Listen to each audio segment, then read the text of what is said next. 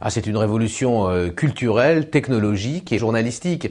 Mais nous sommes dans cet univers depuis déjà plusieurs années puisque nous accompagnons régulièrement, quasi en permanence, la majorité des groupes de presse, des groupes médias à s'approprier ces pratiques de journalisme vidéo. Ces dernières semaines, par exemple, nous avons travaillé avec Libération, avec Le Monde, avec Le Figaro, avec L'Équipe, avec le groupe Bayard également, avec Prisma Presse.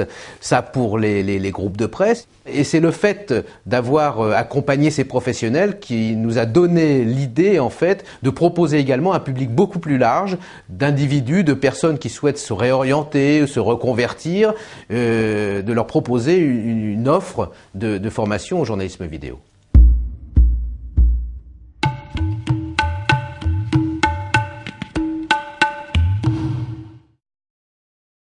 Sur la question de la vidéo, si tu veux, notre ambition, elle est effectivement de donner aux gens tous les atouts pour être autonomes en matière de production, savoir maîtriser les outils, les comprendre, comprendre leur sens.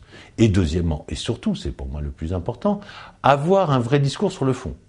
On peut savoir faire marcher une caméra, mais si c'est pour filmer ses petits-enfants au bord de la piscine, c'est très sympa, c'est amusant, mais on n'a pas besoin de l'EMI-CFD pour ça.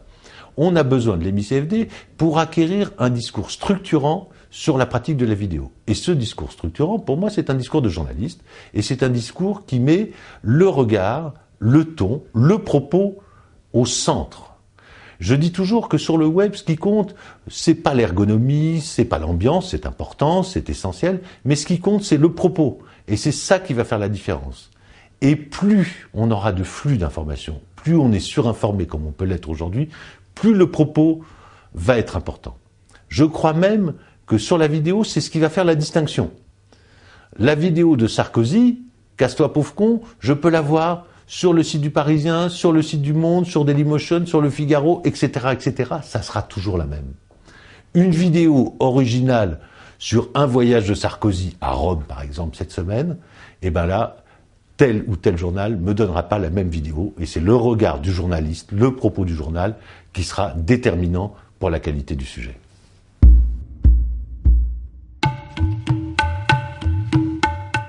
En fait, nous nous adressons principalement à trois types de publics.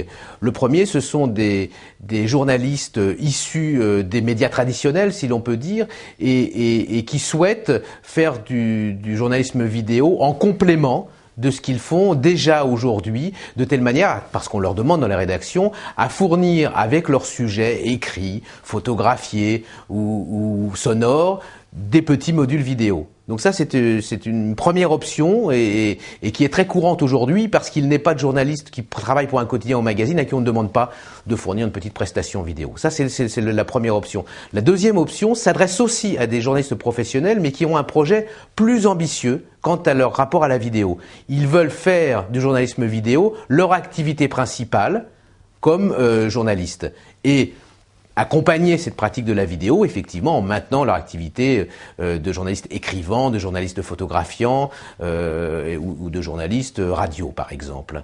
Mais la vidéo deviendra leur principal mode d'expression journalistique. C'est une ambition plus forte, évidemment. Et puis, il y a un troisième public auquel nous nous adressons également. C'est des gens qui viennent d'un autre univers et qui viennent chez nous se reconvertir complètement. Et c'est pour cela que cette formation longue, qui dure presque une année scolaire, en fait, leur permet bien de changer radicalement de métier, puisque finalement l'ambition de cette nouvelle formation qualifiante qui sera diplômante, c'est d'apprendre dans toute sa complexité un métier qui est celui de journaliste dont l'expression principale est la vidéo.